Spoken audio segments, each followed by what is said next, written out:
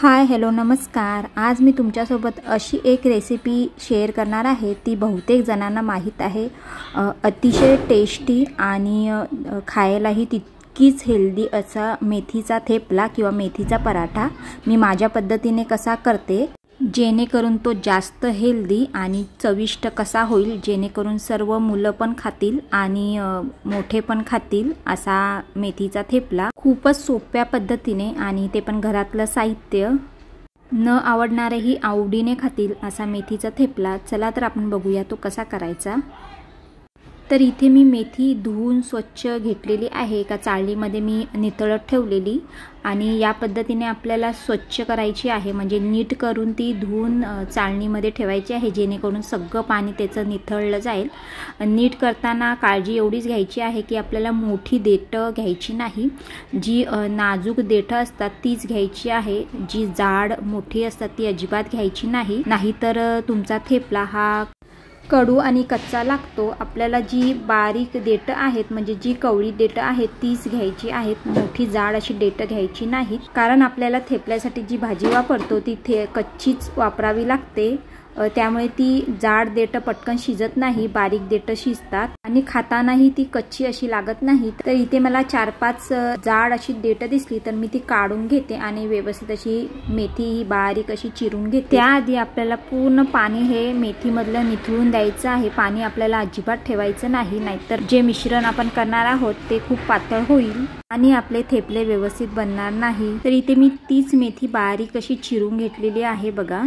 जास्त मोठी किंवा बारीक अशी चिरायची नाही, थोडी मीडियम साईज ठेवायची आहे आपल्याला, जेणेकरून ती पटकन शिजली जाईल। तर बघा मी या पद्धतीने ती बारीक अशी चिरून घेतलेली आहे आणि ही जी काही हेल्दी पिठं आहेत ती आपल्याला ह्याच्यामध्ये टाकायची आहेत। तर ह्याच्यामध्ये आहे पहिला तांदळाचं पीठ, आता हे ऑप्शनल आहे, तुम्ही टाका किंवा नका टाकू। हे आहे गव्हाचं पीठ आणि त्याच्या बाजूला आहे ज्वारीचं पीठ, त्याच्या बाजूला आहे चण्याचं पीठ म्हणजेच बेसन पीठ आणि हा ठेचा आहे। हिरवी मिरची, लसूण आणि कोथिंबीर, लसणाचं प्रमाण तुम्हाला थोडं जास्त ठेवायचं आहे आणि कितपत तुम्हाला तिखट हवं आहे त्याप्रमाणे मिरचीचं प्रमाणही वाढवायचं आहे।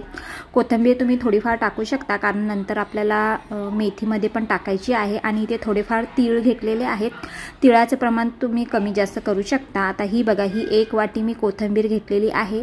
तुम्ही ठेचामध्ये कोथिंबीर नाही टाकली तरीही चालेल, वरतून टाकत असाल तर, किंवा ठेचामध्ये कोथिंबीर टाकली तर वरतून नाही टाकली तरी चालेल, दोघांपैकी एक करा, नाही तर दोन्ही करा। मेथीच्या थेपल्यामध्ये कोथिंबीर टाकली तर खूप टेस्टी लागतो थेपला।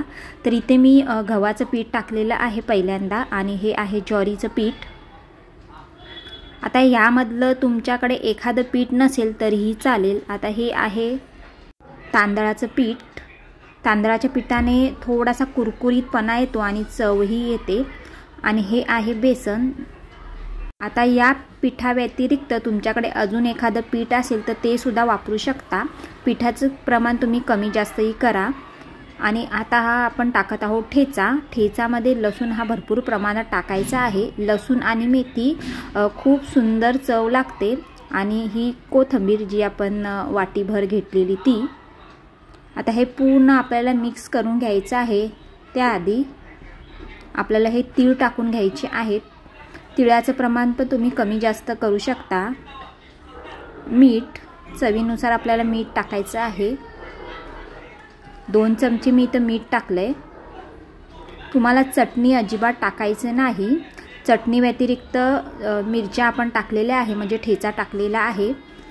ठेचा तुम्ही तिखट करा, जर तुम्हाला मेथीचा ठेपला तिखट हवा असेल तर। मिरच्या किती तिखट आहेत त्याप्रमाणे तुम्ही कमी जास्तही करू शकता। आता हे व्यवस्थित मळायचं आहे, पाण्याचा वापर अजिबात करायचा नाही, कारण मेथीला हे पाणी असतं, म्हणजे मेथीमध्ये थोडंफार पाणी असतं आणि आपण धुतल्यामुळे त्याला पाणीही सुटतं। तर हे व्यवस्थित असं मळून घ्यायचं आहे, पूर्ण मळून झाल्यानंतरच आपल्याला पाणी वापरायचं आहे। आता इथे मी 1 चमचा चिली फ्लेक्स टाकणार आहे, जेणेकरून वेगळी अशी चव येण्यासाठी। तुमच्याकडे चिली फ्लेक्स नसेल तर नाही टाकला तरी चालेल, किंवा पूर्ण पीठ मळून झाल्यावर जर खाली पीठ तिखट लागत नसेल तर तुम्ही चिली फ्लेक्स वरतून 2-3 चमचे टाकला तरी चालेल, त्याच्याने पण मेथीचा थेपला हा तिखट लागतो।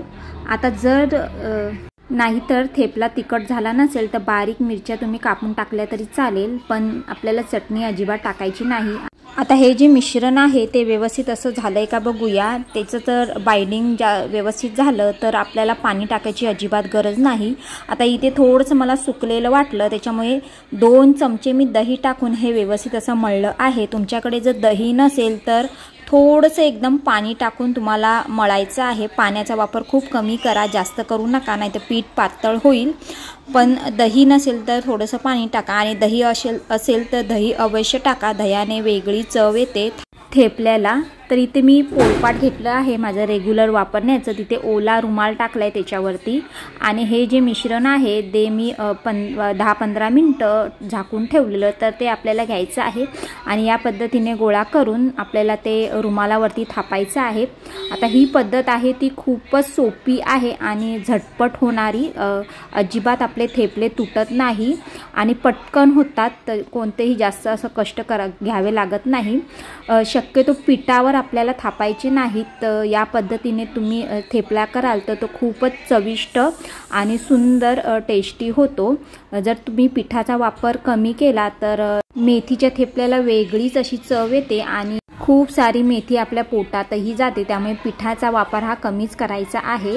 तर इथे मी व्यवस्थित असं थापून घेतले बघा। सुरुवातीला मी तेल वापरलेलं, तुम्ही पाण्याचाही हात लावू शकता, अधूनमधून तेल किंवा पाण्याचा हात लावून या पद्धतीने आपल्याला थेपला थापायचा आहे। त्याचे जे काठ आहेत ते व्यवस्थित थापून घ्यायचे आहेत आणि सेंटरला तुम्हाला एक मध्ये होल करायचा आहे, जेणेकरून तेल टाकल्यावर तो व्यवस्थित असा कुरकुरीत भाजला जाईल। तर आता हा आपण तव्यावर भाजून घेऊया। तवा मी कडकडीत असा तापून घेतलेला आणि गॅस हा मंद केलेला आहे। तेल वगैरे काही टाकायचं नाही, कारण आपण थेपल्यावरती तेल लावलेलं, जास्त असा तेलकट थेपला करायचा नाही। आता इथे मी थापून घेतलेला आहे आणि रुमालाच्या साहाय्याने या पद्धतीने टाकलेला आहे बघा। तुम्ही पिठाचा वापर करून तुम्ही लाटूही शकता, पण शक्यतो पीठ कमीच वापरा, पिठाने तेल जास्त ओढलं जातं आणि चव एवढी लागत नाही जो आपण या पद्धतीने करतो। तर थोडंसं आपल्याला तेल टाकायचं आहे, तुम्ही ब्रशनेही तेल लावू शकता। तर मी आता दुसरा थापून घेते आणि तुम्ही जर लाटणार असाल, म्हणजे जर होत नसतील, खूप पातळ झालं असेल पीठ आणि थेपले जर होत नसतील, तर तुम्ही थोडंसं पीठ लावून लाटले तरी चालतील किंवा थापले तरी चालतील, किंवा मिश्रणामध्ये थोडे जे पीठ आहे ती वाढवलं तरीही चालेल, तुमचं मिश्रण हे व्यवस्थित होऊन जाईल। पण शक्यतो तुम्ही मिश्रण हे पातळ होऊन देऊ नका, नाहीतर मग आपल्याला पीठ जास्त लागतं आणि मेथी कमी लागते। अशा पद्धतीने तुम्ही थेपले करून बघा, खूपच चविष्ट आणि करायलाही सोपे, पटकन होतात। तर इथे दुसरा सुद्धा थेपला माझा थापून झालेला आहे। पहिला सुरुवातीला ज्या पद्धतीने आपण मध्ये होल पाडून घेतलं त्या पद्धतीने करायचं आहे, म्हणजे जेणेकरून तेल हे चव बाजूने पचेल आणि कुरकुरीत असा होईल। आणि हा गरम गरमच आपल्याला खायला द्यायचा आहे, थंड अजिबात चांगला लागत नाही। मेथीचा थेपला गरमच छान लागतो। तुम्ही एखादं सॉस किंवा लहान पोरांना आता सॉस शिवाय कुठलाही पदार्थ जात नाही, तर तुम्ही त्यांना सॉस वगैरे किंवा दही खात असतील आवडीने, तर दह्याबरोबर पण तुम्ही द्या, खूपच सुंदर टेस्टी लागतो। आता यामध्ये तुम्ही पालकसुद्धा ॲड करू शकता, पालक मेथी असाही थेपला करू शकता, किंवा अजून एखादी भाजी तुम्हाला पालेभाजी ॲड करायची आहे तीसुद्धा करू शकता। मिक्स पालेभाजीचा थेपलाही करा, तोही सुंदर लागतो। याच पद्धतीने आपल्याला करायचं आहे। आणि एखादं पीठ जर तुमच्या घरात नसेल ते नाही टाकलं तरी चालेल, किंवा जी पिठं मी दाखवली आहे त्याच्या व्यतिरिक्त अजून एखादं पीठ ॲड केलं तरीही चालेल। तांदळाचं पीठ नसेल तर कॉर्नफ्लॉवर असेल तर तो वापरला तरी चालेल, पण कॉर्नफ्लॉवर हा कमी वापरा, तो खूपच कडक होईल जास्त वापरल्याने, आणि तांदळाच्या पिठाने कुरकुरीतपणा येतो थालीपीठला। आता दुसरंही इथे थालीपीठ करून झाले। आता मी गॅसची फ्लेम ही तुम्हाला मीडियमच ठेवायची आहे, मोठी किंवा लहान ठेवू नका, नाहीतर व्यवस्थित अशी कुरकुरीत भाजली जाणार नाही। थेपला थापताना तुम्हाला पाणी किंवा तेल या दोघांचाही वापर केला तरी चालेल। आणि थालीपीठ हे दह्याबरोबर तुम्ही खायला द्या, खूपच छान टेस्ट लागते। दही, मेथी वगैरे किंवा एखादी लसणाची तुमच्याकडे चटणी असेल तर त्याच्यावर थेपला हा खूप सुंदर लागतो। तर दही देत असाल तर दह्यावर थोडीशी चटणी टाकून द्या। पण हा थेपला गरम गरमच खायला द्यायचा आहे। गरम खाल्ल्याने खूप सुंदर टेस्टी लागतं, थंड अजिबात चांगलं लागत नाही। या पद्धतीने मेथीचा थेपला केला खूपच टेस्टी होतो आणि पीठ अजिबात लागत नाही। तर फक्त एवढंच की मिश्रण तुम्हाला अजिबात पातळ करायचं नाही, जसं आपण चपातीला पीठ मळतो त्या पद्धतीनेच करायचं आहे। चला तर मग आपले मेथीचे सुंदर, पौष्टिक आणि चविष्ट असे थेपले तयार झालेले आहेत। तुम्हाला हे थेपले कसे वाटले हे कमेंट करून नक्की सांगा। माझा जर हा व्हिडिओ आवडला असेल तर एक लाईक करा आणि चॅनलवरती नवीन असाल तर सबस्क्राईब करा। थँक्यू।